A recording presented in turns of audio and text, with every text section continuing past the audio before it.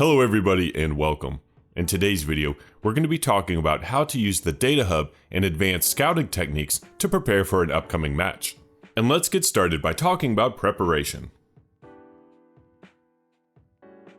When preparing for an upcoming match, it helps to have an idea on how you want to play.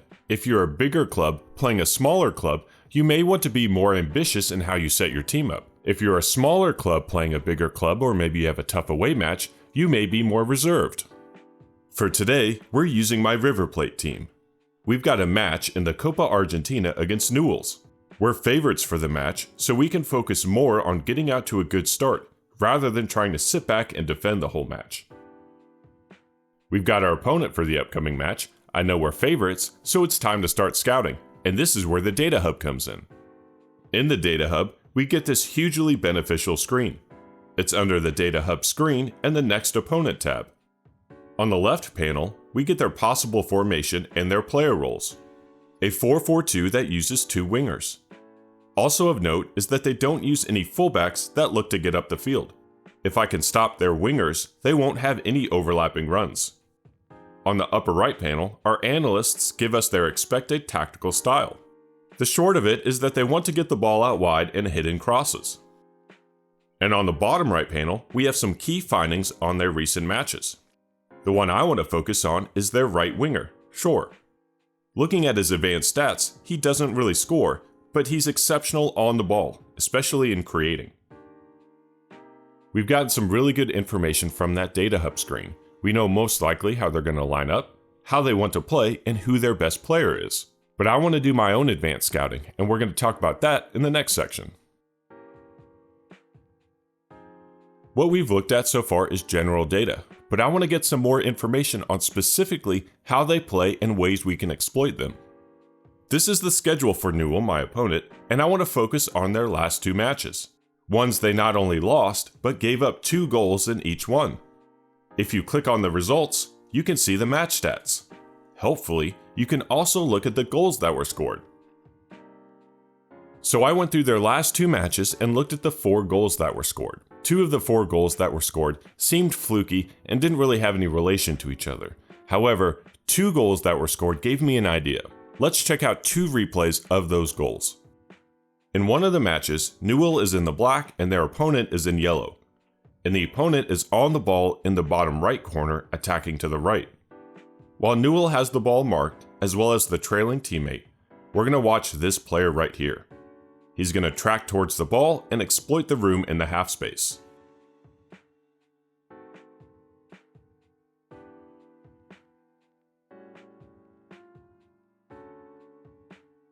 This next highlight is from their other match. In this one, the opponent is on the ball attacking to the left. They're able to score a goal by exploiting the half space.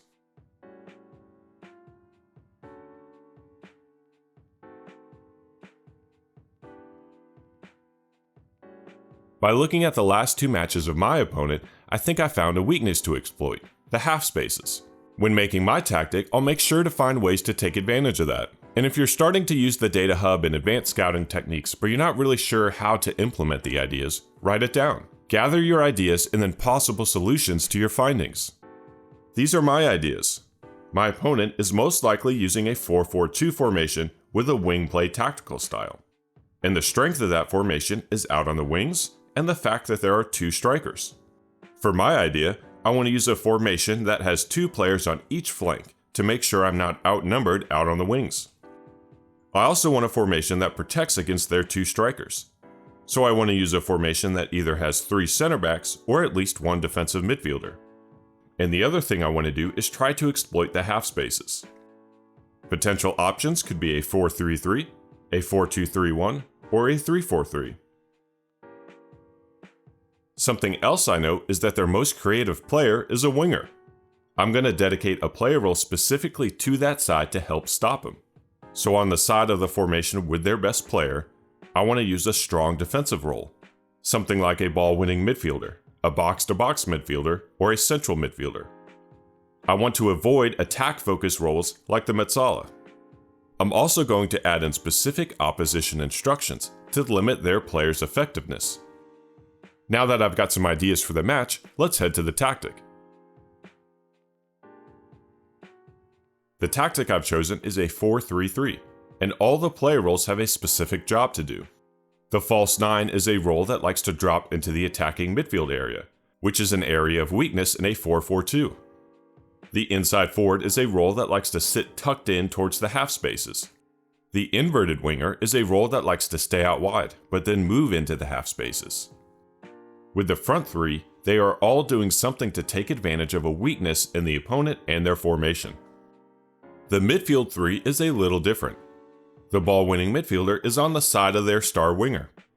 The anchor is protection for their two strikers, but the wild card is the right central midfielder. He's our best player, and he could absolutely play in the Metsala role, a role that likes to exploit the half spaces. But I already have an inverted winger getting into the half space, so I choose the advanced playmaker. This will give him more freedom of play. The backline are all complementary roles. The wingback is a complementary role to the inside forward. The fullback is a complementary role to the inverted winger. Which brings me to the team instructions. Let's start with the out of possession instructions. The way I've set them up is to trick them. I'm trying to bait them into doing what they want to do and then triggering a press to get the ball back. The low block will block passing lanes into the midfield and encourage passes out wide. The trap outside instruction also does that. We are going to make it seem like the wider areas are free, but then we're going to press them and try to win the ball back. And the stop crosses will look to prevent crosses in the final third. In the last video, we talked about the pressing trap instruction and how trap outside encourages your opponent to pass it out to the wings. And my opponent wants to play out on the wings. So you may be thinking, why would I set up my defense to allow them to do what they want? It's true, this is a risky way to set up my defense, but I'm the favorites for this match, and on paper, I'm the better team. So I have more leeway in implementing my style and affecting the opponent. Remember, I'm tricking them into doing what they want, and my better players should theoretically have more of an impact in closing them down. Plus, I want to show that there are different tactical solutions for every scenario, not just trying to stop what they're good at. If you've got a plan for your tactic, then anything can be successful. Back to the instructions, the counter will look to take advantage when we win the ball back. The direct passing will encourage passes up the field, like on a counterattack. And the attacking mentality is to make sure my players are looking for the breakthrough, rather than just holding onto the ball. Now that we have the tactic, let's head to our training for the week. Sadly, we don't have a lot of time to prepare. It's Monday morning and our match is on Wednesday. Still, we have a match practice to work on the tactic I've set up. And though I'm trying to stop them from crossing the ball, we're still going to prepare for it with the aerial defense exercise, in the event that they're still able to get those crosses in. And the attacking direct exercise is to help with the more direct passing instruction I've set. Now that we're on match day, the very last thing we're going to do is implement opposition instructions. In general, I don't use them for the entire team. I like to use them to stop a specific threat. For their best player, I've told us to tightly mark him, trigger the press when he gets the ball, tackle him harder, and show him onto his left foot, which is his weaker one. Basically, we're being aggressive in our defense against him. Don't give him too much time on the ball. The holding midfielder next to him, I've set the trigger press instruction and tackle harder. This will hopefully stop him easily passing it to the winger. In my scouting, I identified their best player. In my tactic, I've built part of the formation around stopping him. And furthermore, I've set up opposition instructions to pay further attention to him. So while I encourage their passing onto the wings, if it goes to their best player, I'm going to try and stop him. So, with all of that out of the way, let's head to the match.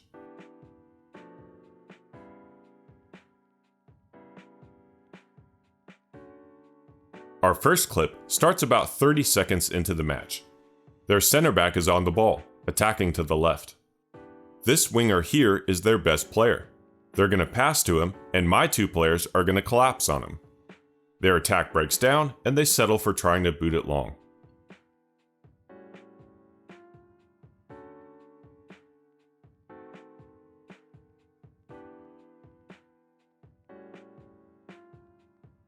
The next clip comes in the 10th minute, with my sweeper keeper on the ball. If you've ever been curious about the difference in positioning between an inside forward and inverted winger, you can see it here. The inverted winger is near the sideline, and the inside forward is in the half space.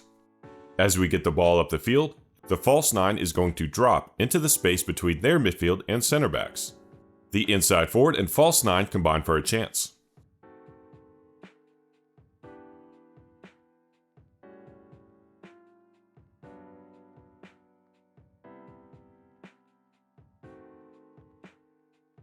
In the 13th minute, my central defender is on the ball.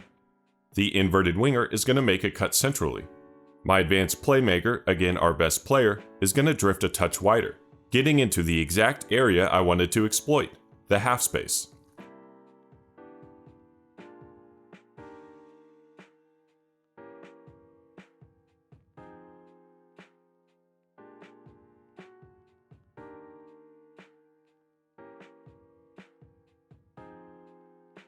In this clip not too long after, we'll look at a longer sequence and again how we're defending their best player. They're on the ball about to start their possession, but I want to point out my wingback. Look at how close he is to their winger. He's basically an extra midfielder. For comparison, this is my fullback on the opposite side. It's almost like we're playing with a back three. Keep this in mind whenever you add in opposition instructions. It's going to affect your defensive shape. They work the ball around a little bit and pass it to their winger. Again, you can see how tightly my wingback is marking him. We force the ball away back to the center back and then it goes to their fullback. At this point, their winger is in space again. This is why I chose the ball-winning midfielder on that side.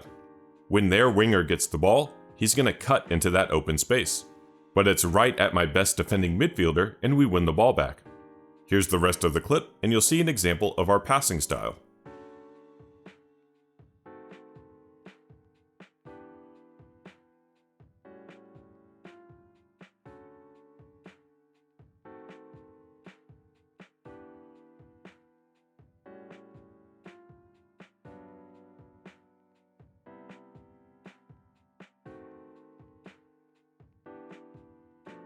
That clip was a good example on how I wanted to defend. Their play style wants to get the ball out onto the wing. My team instructions encourage them to do that.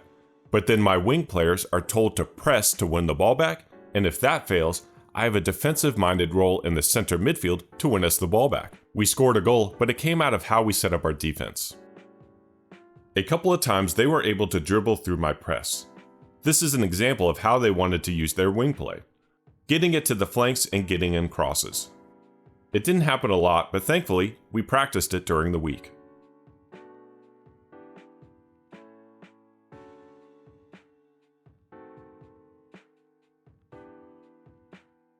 This brings us to halftime, and since everything was working correctly, I didn't change anything. So let's head to the second half and see what it brings us.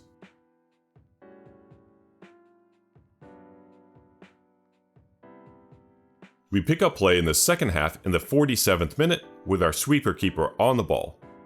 This clip is going to show that no matter what you do, players will still make decisions that could be against what you've told them. Because right now, the player on the ball is my anchor. It's a role that's told to hold his position and dribble less. But he decides to go rogue and does the exact opposite of this. The play continues and it ends up with my ball-winning midfielder, who hits a crazy shot from distance. Sometimes the players know what's best. A little after the 60th minute, we see the strength of our defense. Not necessarily in this play, but this was their first shot of the game. Being up in the match, obviously I'm very happy with how the team is playing.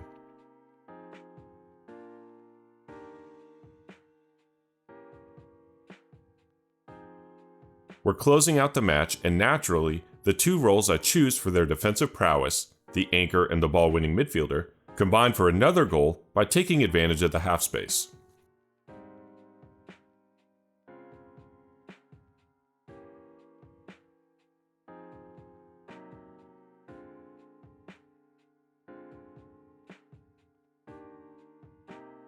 And for good measure, we add in a fifth at the end of the match.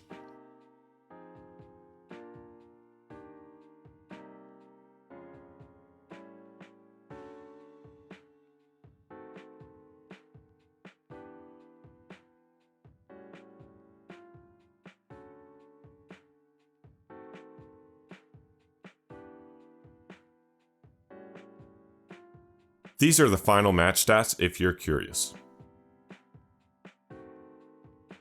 Winning 5-0, obviously I have zero complaints in how we played. During our scouting period, we identified a weakness in their defense and scored multiple goals attacking it. We also identified their best player and built a defense around stopping him. He didn't have any shots on target and had 0 chances created. This is his passing chart from the first half, as he was subbed about halfway into the second half. The lighter circles are where he received a pass, and the darker circles are where he completed a pass. He only had a handful of passes in the final third, and most of his play was in the midfield on the wing, exactly where we wanted him to get it. As we wrap up, hopefully this video helps you in using the Data Hub and trying some advanced scouting techniques. If you're curious about any player roles, I have different playlists that go over all the roles in FM, as well as different tactical ideas. I also have a Patreon account if you'd like to support the channel. Anyway, that's all for today's video. I hope you enjoyed. Thank you for watching.